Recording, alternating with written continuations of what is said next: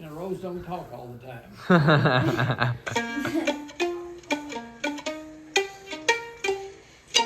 Television would have been,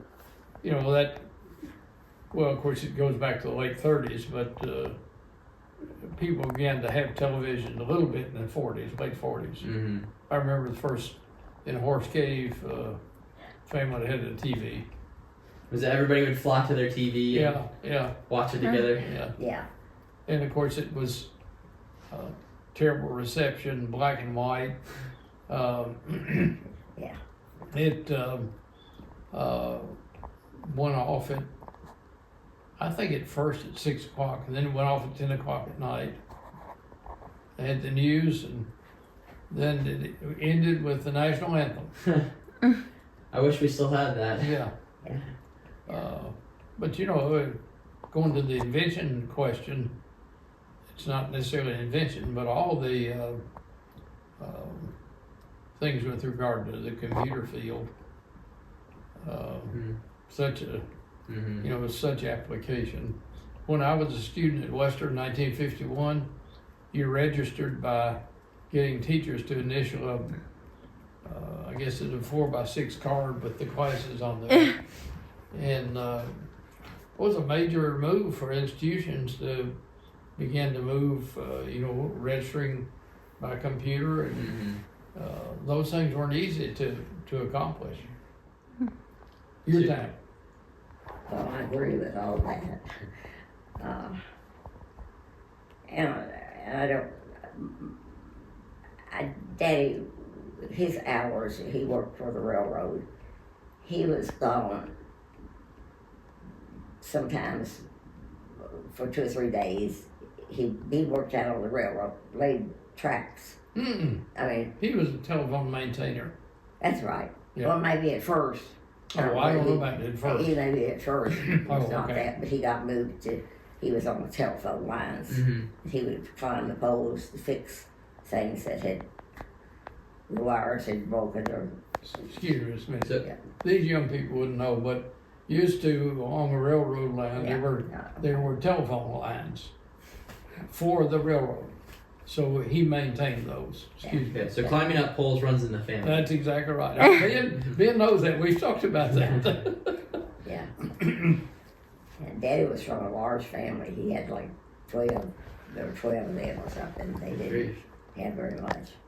They were from Tennessee, down around Portland, Tennessee. And I don't know where they met. Well, your but- mother was from that area. Well, that's true. She was from Mitchellville. Yeah. So they somehow met. I don't know how. Are We you were in Franklin, Kentucky, where I was born. And then we lived there. I went through the first grade there in Franklin. And Daddy worked for the railroad, and he got moved to Chipley, Florida. So I don't know whether I don't think we packed furniture up. I think we just left it in the house and just went down and got a rental place where we didn't have to carry any furniture, because we probably thought that we weren't gonna stay in Florida too long. I mean, that we were planning on being there for 6 years or anything. So, and went to the second grade down in Florida. And after that, Daddy got another move, because he had a choice of whether he wanted to stay in Chipley or whether he would go to Cave City, Kentucky, and work there with the railroad people. So we did that. So we got back to Kentucky, and we ended up in Bowling Green. Okay. Well, that was much later. You ended up in Cave City. Oh, that's right. I forgot about Cave City. That's where Daddy got sent then, to Cave City. So we stayed there for. Until you went through high school. Went through high school and business school here in Bowling Green for a year. And everything, I went to Cave City. We had the school, high school was not large, so it was, we knew, we got to know a lot of people there, or I did, because he's 3 years older than me, so he was already out, or on his way. So that worked out real good, and I graduated from high school there in Cave City, and this fella was a senior when I was a freshman. Mm-hmm. So he graduated first, and then after the 2 or 3 years, what it would be, three, I graduated from high school. Mm-hmm. So I knew who he was, kind of, but I didn't. I don't know that we'd ever spoken even or anything. So, Buzz and Daddy had moved to Bowling Green, but then No. That was after you went to Virginia. Oh yeah, it's been a year. My sister and her husband lived in Virginia Beach because he was working out there. He was in the Navy. Yeah. No, he was out of the Navy by then. He was out of the Navy by then. Yeah. So we got to know people there in the church and everything, and I had a part-time job just in a store that had furniture and stuff like that in it. Mm-hmm. And so then we I stayed out there a year. And but we had dated some before Mm-hmm. I left to go to Virginia. So we had written all the time. I was in Virginia. And then when I got home, Your parents had moved to Bowling Green by then. yeah, they moved to Bowling Green. Daddy got moved down here to Bowling Green. So here we were in Bowling Green, and of course I went to business school a year during that time.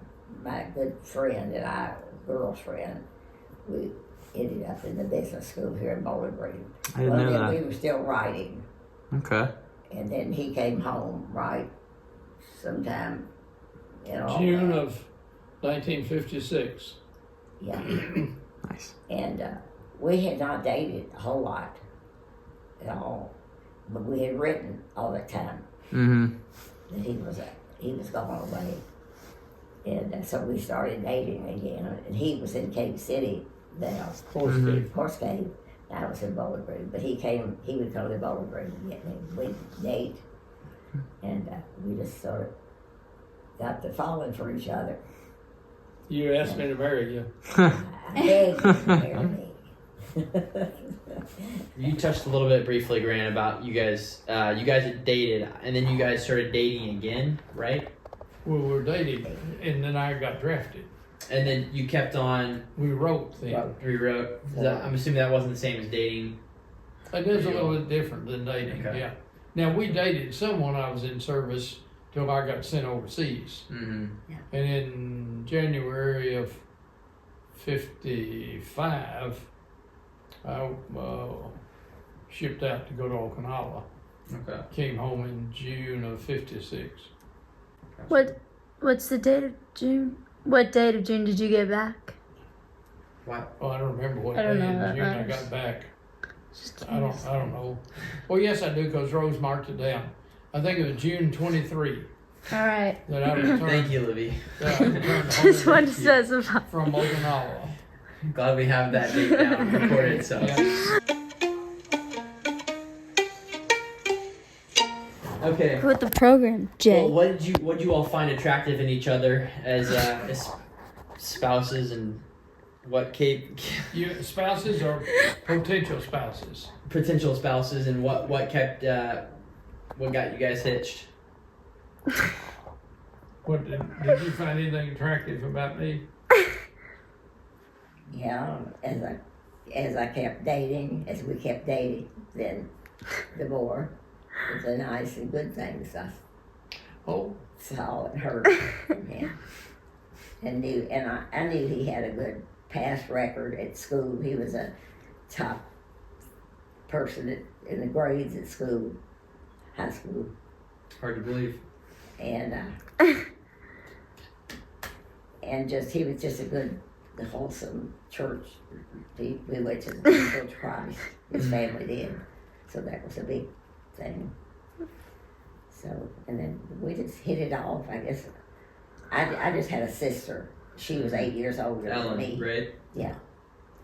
And so that was all. She left. That's where I went out in Virginia to spend a year with her. She was going to have a baby, and her husband was out there. They lived real close to the beach, so I got to go to the beach some while I was out there. And I worked out there too. I had a job that I didn't work but so many hours every day. Mm-hmm. I had a job to help pay them something for my staying there. Mm-hmm. Help with the baby and things like that. And then I got to come home when he came home. I was there to greet him. I was attracted to Rose's hair. I like the color of her hair. It's kind of like Libby's hair, color-wise. It was. Yeah. It is. And I had been, I was 23 when we got married, which is an interesting age for you, Jay. And I was ready to be married and move on with life. And Rose was the kind of person I was looking for. She had a lot of money. The scoliosis, how could you not? That's right. We didn't know she had scoliosis. Yeah. Well, I didn't have any money. Neither one of us had any money. But we made it. Yeah. And what kept your marriage together? What do you feel like kept you guys? Rose Your kept marriage a pistol healthy? under the mattress. If I left, she would shoot me. Well, I will speak to that, and Rose say what she wants to. I mean, it never occurred to me that it wouldn't stay together. Yeah. I mean, you marry or keeps. Yeah. It's kind of a permanent arrangement. Right. And we had a lot of things in common, and these two children came along, and And we had our ups and downs through that period, as everybody does. I mean, some people's are worse than others, but we had ups and downs. ups and downs. I didn't know that. Had a few. So we got married, and I went to school. Rose worked. I had a job, and then finished a master's, and then my last semester I finished my bachelor's. My last semester we were here. Started working on a master's, and I finished that summer and part-time. And then we moved from here to Elizabethtown, because I started teaching at Fort Knox High School. Mm-hmm. And that's when we had this little girl that came along. I think her name is Cheryl. And that was we lived in Elizabethtown. I taught on the post at Fort Knox. And that was a difficult time, particularly for Rose, because we only had one car and it wasn't very good. And that was 30 minutes away. So every other week, Rose was left home with a baby and no way to go anywhere. Mm-hmm. And again, we had a rental house there. We didn't have much to deal with. And we were there 2 years, and then that's when I went to work at Western in 1960, and we moved back to Bowling Green. And what were some of the ways that, when it was stressful, you were going to work and having to also write your dissertation? No, but dissertation was later. Okay. Well, for example, times like that, how were you guys able to keep your marriage, keep a healthy marriage and love one another when it was busy and life was stressful? We didn't do anything much as far as just when he got home, we'd eat, and of course with Cheryl running around and everything, we'd play with her, and then go to bed, and then get up the next morning and do the same thing. Start all over, yeah. As I said earlier, I don't think it ever occurred to either one of us that it wouldn't work out. Mm-hmm. Yeah. And, we believe that you got married once, as long as your spouse was living. So, and just sort of Christian principles that you live by. Well, going off of that, what kind of kept your faith in God, how did you find your faith in God, and then how did you keep maintaining that faith in God? Well, in my case, my mother was a Christian. My dad wasn't. And my mother, I have two brothers, or had two. One's been dead a long time. And mother always stressed two things to us: marry a Christian and don't drink alcohol. Because on both my mother and father's side, there were a lot of drunks. I found out Rose didn't drink, so I figured that'd be all right. So, you know, Coffee. and when Coffee. when we married, we moved to Bowling Green, Mm-hmm. and we went to church at 12th Street, and at that time it was not the size Lost River is now, but there were, I don't know, 3 or 4 couples who had just gotten married in the same year or so. And that was they would know Nelson, Vern, and Gary. That was helpful to us because what socializing we did, that's where we did socializing. And of course, some of those have been friends for life. So I guess going to your question, believing in God, trying to follow His word, and then having friends that had the same objectives really was helpful. Gran? We've been in Bowling Green how many years? Well, except for 3 years, we've been here we've been here 65 years out of our 68 years of marriage. Yeah. What kept your faith in God, Gran, and how did you find your faith? How did I what? Find your faith. How'd you become a Christian? Yeah.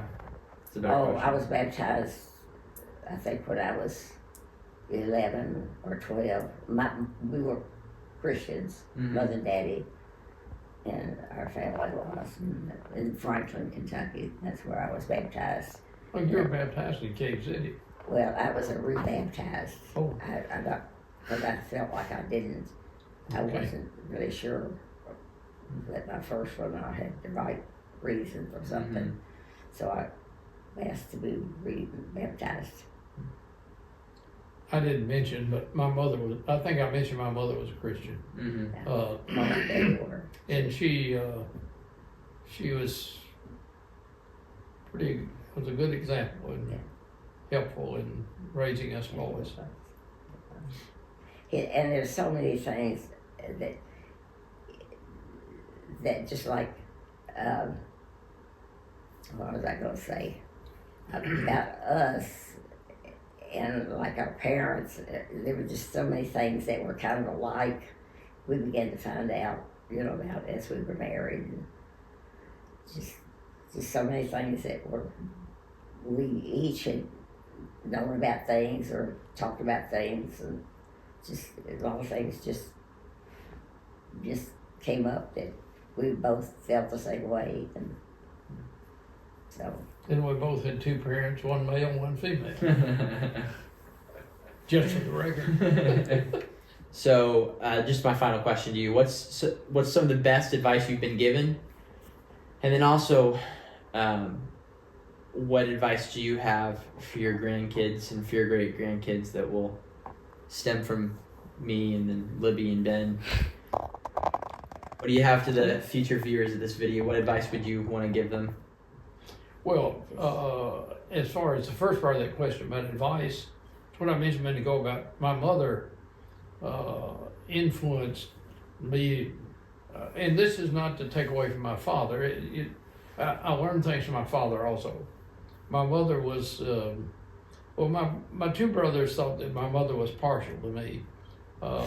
She was certainly attentive to me. And as I said, she said to all of us, marry a Christian and don't drink. Which to some people might seem, that in the environment of our families, that was an important kind of thing to note. Particularly, as far as alcohol, on both sides, both my dad's side and my mother's side, there were a lot of people that were drunks. And it wasn't that they were just people who got down the gutter. I mean, they just drank. And then marrying a Christian was really emphasized by my mother. And she influenced me a lot as far as education was concerned.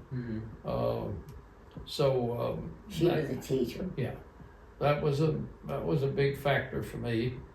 Let's see, that was a two-part question about advice. Oh, Yeah, what advice would you give to your grandkids and your grandkids? Well, obviously to serve the Lord and the people with whom you associate. And since we've joked here this afternoon about you and Libby getting married, selecting an appropriate mate is just essential to your future. And you need to be looking with somebody that has the values you have. Physical attractiveness is a factor in all that, but it shouldn't be the main factor. So I would encourage all the grandchildren, the great-grandchildren we have, to be serious about who and why they would get married. My father and I, he was gone so much and had worked at odd hours. We didn't have a whole lot of time together. And Daddy wasn't the one that would just start talking to you. I don't know, he was a little different or something. He was a good man. He was a Christian. Well, he lived with 3 women, so he didn't get to talk much. Yeah, that's true. Yeah, I'm assuming Gran just you talked his ear off, Gran. Yeah. Be sure you live your life like you're supposed to. And like the Bible says, be kind, be helpful, try to do your best in everything that you do. And I'm not leaving out.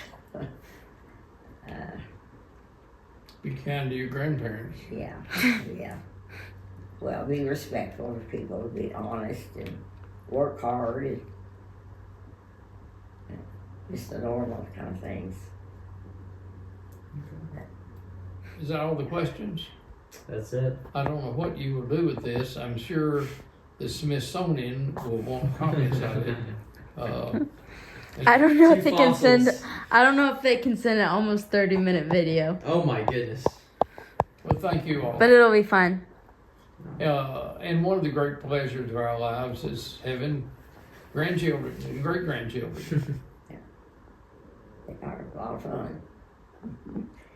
Well, we love you guys, so Yep. We love you all. thank you. You can just wrap it up. Wrap it up.